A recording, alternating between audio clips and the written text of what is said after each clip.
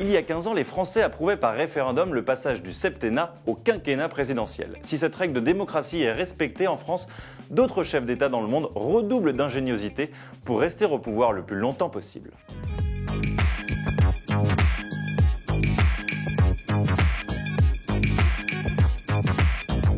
Le 24 septembre 2000, il y a 15 ans donc, la France approuvait à 73% le passage du septennat au quinquennat. Un tournant politique qui n'a pas passionné les foules, l'abstention pour le scrutin a atteint 70%. Mais qu'importe, cette date est un prétexte, vous l'aurez compris, ce qui nous intéresse ce sont les pays où les règles sont plus souples et les dirigeants plus coriaces. Voici donc 5 manières de garder les rênes du pouvoir le plus longtemps possible. 1. Changer la Constitution. C'est celle qui semble le plus démocratique. Un exemple parmi tant d'autres, Paul Biya, président du Cameroun depuis 32 ans. Regardez d'abord cet échange savoureux avec un journaliste français. Ma question s'adresse au président du Cameroun. Vous êtes au pouvoir depuis 1982. Vous avez été élu plusieurs fois. Il y aura un prochain mandat dans 3 ans. Est-ce que vous imaginez qu'encore un mandat serait le bienvenu ? Est-ce que vous pensez plutôt passer la main et considérer qu'une retraite peut-être serait bien méritée ? Dans quel état d'esprit vous êtes aujourd'hui ? Je vous remercie.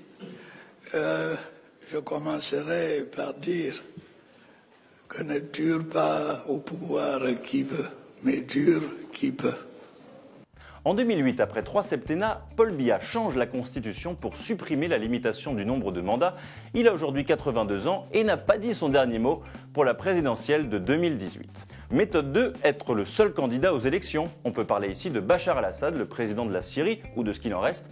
Après avoir succédé à son père en 2000, il se représente en 2007 et bat à plat de couture tous ses adversaires, à savoir personne.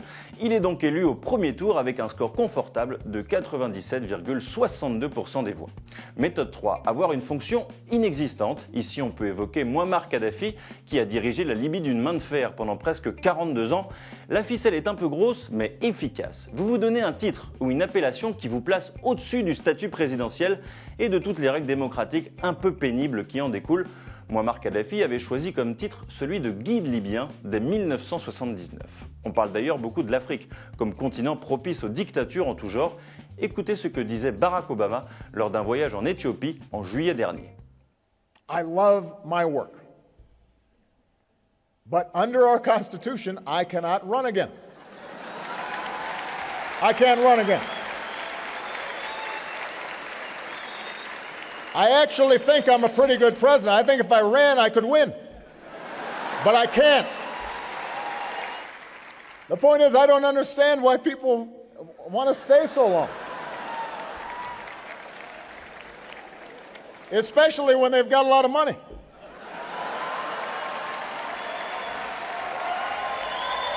Nobody should be president for life. La méthode 4 s'intitule « S'éloigner du pouvoir, mais pas trop » et son maître est Poutine. La constitution russe interdit d'exercer plus de 2 mandats d'affilée, mais Vladimir a la solution. Élu en 2000 et réélu en 2004, il est contraint d'abandonner la présidence en 2008 au profit de Dimitri Medvedev, mais s'arrange pour être Premier ministre. En 2012, il reprend son siège au Kremlin. Il gagnera probablement la présidentielle de 2016 et le manège politique pourra continuer. Et enfin, méthode 5, être nommé président à vie. À quoi bon faire voter le peuple après tout ? On trouve ici des chefs d'État comme Jean-Claude Duvalier, surnommé Bébé Doc. En avril 1971, à la mort de son père, il devient directement président à vie de l'île d'Haïti à l'âge de 19 ans. Mais il quittera le pouvoir 14 ans plus tard face à la colère de son peuple. Voilà pour ces exemples et cette liste de dirigeants loin d'être complète, rassurez-vous, mais bien suffisante pour susciter quelques vocations.